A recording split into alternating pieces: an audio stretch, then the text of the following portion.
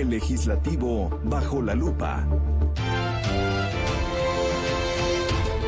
Estamos de regreso a Cara a Cara. Mara Robles está con nosotros, diputada local por Hagamos y presidente de la Comisión de Administración y Planeación Legislativa. Y bueno, ya hablábamos del número de trabajadores que hay, entonces la propuesta sería la reducción de estos trabajadores, la reducción de la nómina. ¿Cómo sería el plan? ¿Cuánto costaría? Bien, bueno, yo tengo una propuesta. Nosotros contratamos a IMCO, al Instituto Mexicano para la Competitividad, para que hiciera un diagnóstico de la nómina, porque no era lo mismo que yo dijera que las cosas estaban mal, a que lo dijera una institución imparcial, que no tiene conflicto de interés, que tiene prestigio y que todos aceptamos por consenso que nos analizara, justo como dice tu cortinilla, que el legislativo esté bajo la lupa, que sea transparente. Bueno, una gran victoria fue que se hiciera ese estudio y que efectivamente no se ocultara ni un dato. Y ahí te van nada menos las anomalías que se detectaron. De entrada se detectó que en un mismo puesto había como 7 u 8 diferentes salarios, cosa pues absolutamente injustificada, porque si tú eres conductora de un programa a tal hora, pues todos los conductores de ese programa a la misma hora tienen que tener o no el mismo salario, los que dirigen la cabina, en fin. Entonces, un mismo puesto tenía diferentes salarios. Luego se detectó también que existían personas con menor escolaridad que tenían mejor salario que los que tenían mayor escolaridad. Alguien diría, Marx triunfó y entonces es el momento de la venganza del proletariado. Pues claro que no. Eso lo que quiere decir pues es que los salarios se asignaron de manera discrecional y entonces se fueron dando pues según las conveniencias políticas. Otra de las cosas que se detectó es que en un mismo nivel existían diferencias salariales mayores al 30%. Entonces, lo que dijimos, tenemos que poner orden y tenemos que lograr que esto pues sea algo eficiente y que sea algo decente. Entonces, mi propuesta es que de entrada los puestos que ostensiblemente son excesivos, como por ejemplo el de los auxiliares administrativos, que son más de 160, entonces te dices, oye, somos 38 diputados, pues ni que fuéramos la Comisión Federal de Electricidad, que tiene que hacer la lectura de 300 casas a la semana. O sea, yo creo que incluso los diputados ni siquiera necesitamos un auxiliar administrativo. Si tienes una persona que ocupe el lugar de la secretaria o el secretario, pues esa misma puede hacer trámites, no nos dedicamos a cosas burocráticas. Entonces, yo creo que ahí se tiene que hacer un examen de quiénes realmente son auxiliares administrativos, quiénes tienen las mejores competencias para llevar a cabo ese cargo y esas personas se tienen que quedar. Pero si hay gente que no es auxiliar administrativo, aunque tenga ese nombramiento, sino que son asesores, bueno, pues que hagan un concurso, que hagan un examen para ver si pueden colocarse ya como asesores. Y si hay personas que no encuentran ni una ni otra vocación, bueno, pues se les tiene que hacer una propuesta de liquidación o incluso de que puedan tener empleo en otra área del gobierno. Esa podría ser una salida. Dos, en este momento ya está corriendo una propuesta de jubilaciones anticipadas y retiros voluntarios. Por ejemplo, había 10 personas que ya tenían más de 30 años de antigüedad y que ya tenían más incluso de 60, 70 años. Pero pues todos sabemos que la dinámica del envejecimiento ha cambiado y que ahora los adultos mayores pues tienen capacidades y no quieren irse a su casa. Entonces lo que se hizo fue proponerles un incentivo de 3 meses extra a lo que la ley menciona para que se jubilen de una buena vez con toda la legalidad. Estas personas aceptaron. Hay otras personas que en este momento no tienen los 30 años de antigüedad en el empleo y que también tienen una edad muy por abajo de los 65. Entonces, ahí se les hizo una oferta mucho más atractiva de 2 años para que se retiren del servicio público. Esto va a costar 11 millones de pesos. Alguien dice, es un dineral, es un premio terrible, pero si siguieran en la nómina, costarían 12 millones de pesos anuales. Entonces, lo que tenemos que es ir calculando cómo no hacer despidos injustificados. Pues porque los trabajadores también tienen derechos y nosotros no somos antisindicalistas, ¿verdad? Entonces, lo que nosotros tenemos es que encontrar negociaciones adecuadas para que no se hagan atropellos, que no se cometan barbaridades, que lo único que van a generar son muchas demandas y laudos que el Congreso va a tener que pagar. Pero insisto, ¿por qué es esto relevante? ¿Por qué no es una cosa burocrática ahí como interna de una dependencia, si así pudiéramos nombrar al gobierno, que ni siquiera gasta tanto dinero? Porque tenemos que poner la muestra, porque si nosotros logramos demostrar que los trabajadores en el Congreso del Estado están ahí por sus capacidades, por sus méritos, entonces vamos a tener la calidad moral para exigir que todo el gobierno del Estado tenga una ley de servicio civil de carrera en donde todos los puestos públicos se concursen. Y eso no solamente abona a la eficiencia, al mayor rendimiento, sino que abona a la lucha contra la corrupción. Es decir, que todos los empleos públicos sean empleos dignos, en donde la gente pueda desarrollar una carrera y en donde pueda sentirse orgullosa de trabajar en el servicio público y que no sea catalogada a priori de holgazana y de corrupta. Entonces, de lo que se trata es de cambiar las reglas del juego y que exista evaluación del desempeño. Es decir, que la gente no se enquiste si no se supera, si no mejora, si no está dispuesta a dar más de lo que ha dado toda la vida, y que la gente que se prepara pues tenga oportunidades de crecer. Yo tengo, por ejemplo, una colaboradora que estaba ahí desde que tiene ya 20 años trabajando en el Congreso. Entró como bibliotecaria, después hizo una ingeniería en sistemas y después hizo la licenciatura en Derecho. Pues es obvio que tiene derecho a crecer y tiene derecho a tener un mejor salario. Y si en este momento la nómina está topada, nunca va a tener la posibilidad de crecer. Entonces nosotros tenemos que garantizar que la gente que está en el servicio público se sienta incentivada, se sienta satisfecha para que resuelva mejor los problemas. Es decir, tiene que tener derecho a la capacitación, a la formación, pero para eso pues tenemos que tener recursos suficientes y ahorita es imposible. Entonces, por lo que tiene relevancia social este asunto es porque es la manera de poner la muestra de que en el servicio público puede haber transparencia, rendición de cuentas, eficiencia y acabarse con la corrupción. Todo el mundo me dice, Mara, pues eso es como subir una piedra a una montaña. Eso es imposible. Lo tenemos que intentar en el mundo entero. Quizá sigan existiendo problemas de ineficiencia, de burocracia, de corrupción, pero no se comparan con los que vivimos en México, Laura. O sea, en México, desgraciadamente, el servicio público está equiparado a holgazanería y corrupción. A mí me tocó el privilegio de fundar en la Ciudad de México la primera escuela para formar servidores públicos con base en el mérito en América Latina. Y fue muy valioso poder ver cómo la gente que trabaja en el servicio público, si tiene la oportunidad, no de una capacitación burocrática y de pasa un PowerPoint a toda velocidad para que te den los pilones, no, sino la gente que realmente tiene la oportunidad de problematizar su experiencia dice, caray, ¿cómo es posible que yo, por ejemplo, estuviera dirigiendo, eso decía Superbarrio Gómez, ¿no? ¿Te acuerdas de Superbarrio? Sí. Decía, ¿cómo es posible que yo esté dirigiendo un programa de vivienda que es regresivo? ¿Cómo que le estoy dando la vivienda a la gente que más tiene? Claro, porque los más pobres ni se enteran de los programas sociales. Entonces, si nosotros formamos a los servidores públicos en otra lógica, entonces puede mejorar el servicio público, pero mientras el legislativo no vigile al ejecutivo, pues entonces no podemos aportar realmente. Ahí está el quid del asunto. Vamos a la última pausa y regresamos. Esto es Cara a Cara. Comunícate a Cara. WhatsApp 33 18 80 76 41. Continuamos.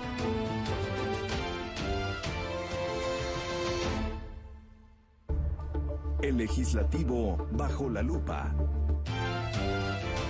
Estamos nuevamente de regreso aquí a Cara a Cara y tenemos algunas preguntas que se las voy haciendo a Mara Robles, que nos acompaña este día. Y dice, ¿qué pasaría si no quieren renunciar?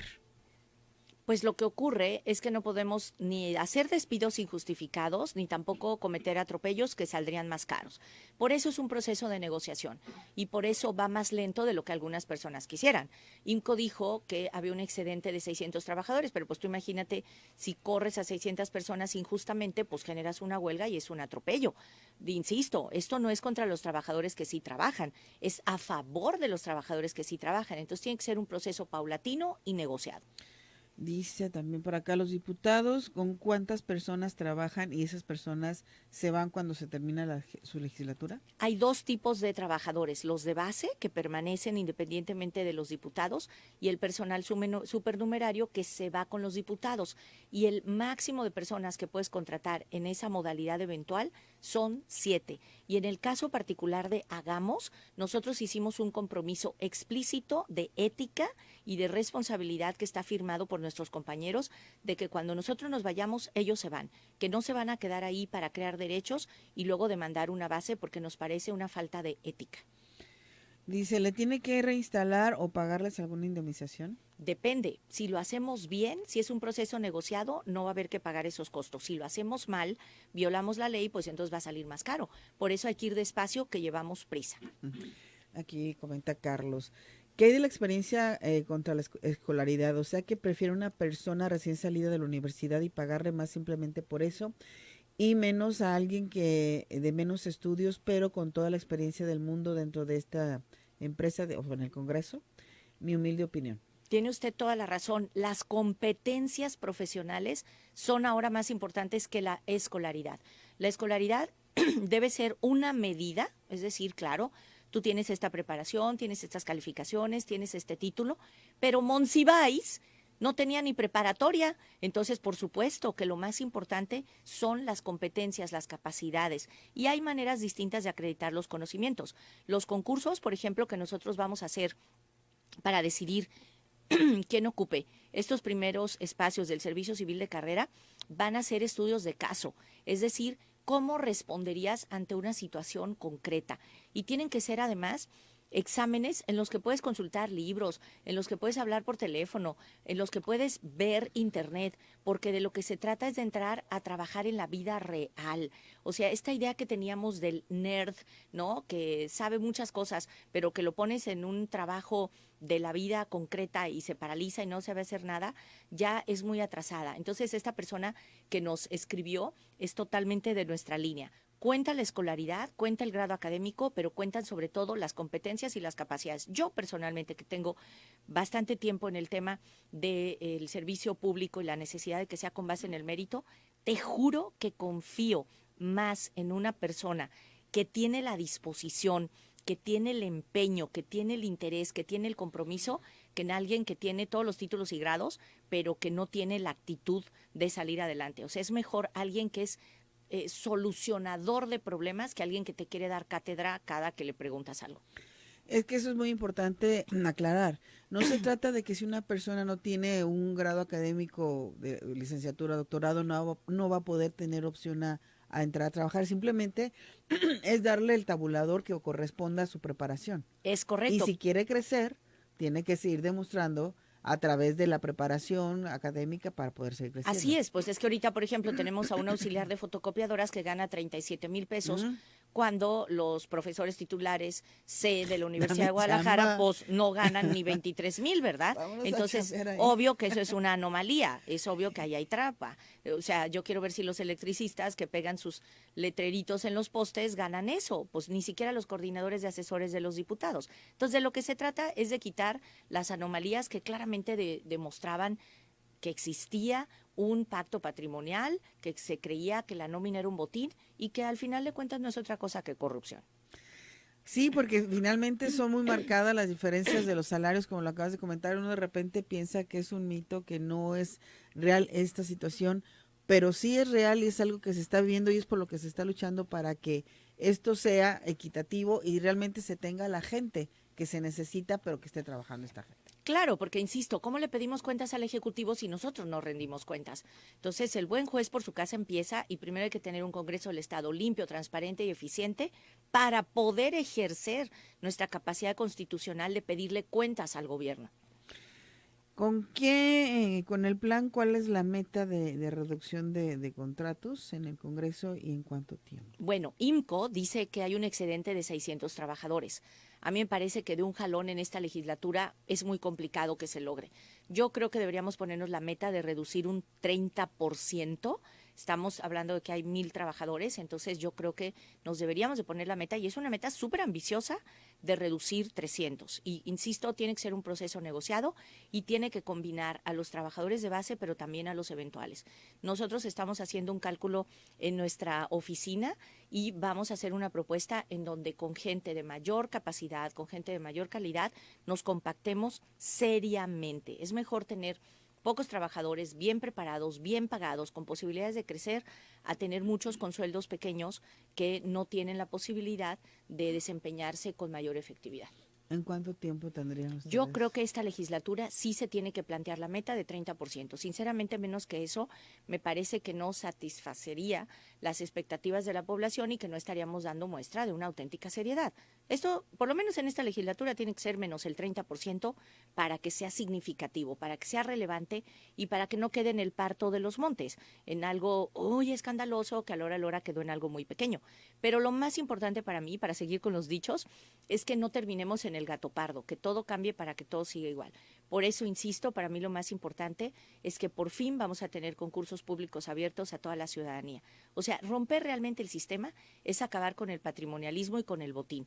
Que toda la gente que quiera concursar pueda hacerlo y que los puestos en el gobierno se consigan por mérito y no por parentesco, no por cuatismo, no por compadrazgo, no por favores políticos. Para mí, ahí está el fondo del asunto y por eso estoy contenta, porque logramos finalmente que se concurse en 3 plazas. Muchos me dicen, Mara, son súper poquitas. Bueno, pero ya sentamos el precedente, como se dice, se va a sentar la jurisprudencia y entonces vamos a poder abrir ese camino para que cambie las reglas del juego.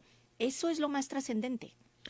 Pues sí, es muy importante entonces que quien entre ahí realmente haya pasado por un concurso, una evaluación y que esté apto para poder estar dentro de trabajando, ¿no? Y no puede haber engaño. Por eso vamos a tener un consejo asesor de personalidades de más alto nivel externas al Congreso que vigilen que nadie haga trampa.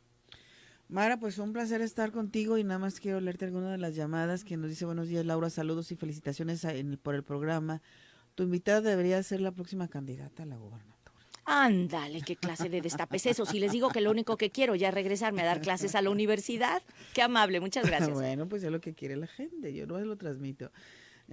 Dice, ojalá y que transmita todo esto y empezaran a arreglar las situaciones que engloban en la Universidad de Guadalajara. Por supuesto, esto tiene que ser en todos los lugares. Es decir, no puede haber justicia nada más en los bueyes de mi compadre, sino en todos los lugares el mérito tiene que ser lo que mande. Preguntan que cómo compaginas tu carrera universitaria con la diputación. Mira, lo que hago es pongo las clases súper temprano. Entonces doy clases martes y miércoles de 8 de la mañana a 11. Y pues con mucha pena, pero siempre les aviso que las clases son sagradas y que esas yo no falto, llueve, truene o relampaguee. Y entonces puedes organizarlo bien si realmente tienes compromiso. Por ejemplo, me encanta calificar los exámenes personalmente, leer los trabajos, corregir desde las cosas menores como las faltas de ortografía hasta las cosas de fondo que reflejan el conocimiento que tienen realmente los estudiantes, no dejarme engolosinar por los que aparecen más listos, sino sacar a todos adelante. Esa es la verdadera equidad en la educación. Nos vamos, Mara, muchísimas gracias por haber estado con nosotros y bueno, muy interesante la conversación. Y después seguiremos platicando de otros temas. Queda pendiente el de la paga para las amas de casa. Por supuesto. Muchísimas gracias, Laura. Al contrario, soy privilegiada de este espacio tan valioso y estoy a las órdenes como siempre. Muchísimas gracias a Mara Robles, diputada local por Hagamos y presidenta de la Comisión de Administración y Planeación Legislativa. Ya nos vamos, pero te quedas con el señor Omar Maychain y Zona de Conexión. Muchas gracias. Yo soy Laura Mora. Te espero a las 6 de la tarde en la tercera emisión. Vámonos.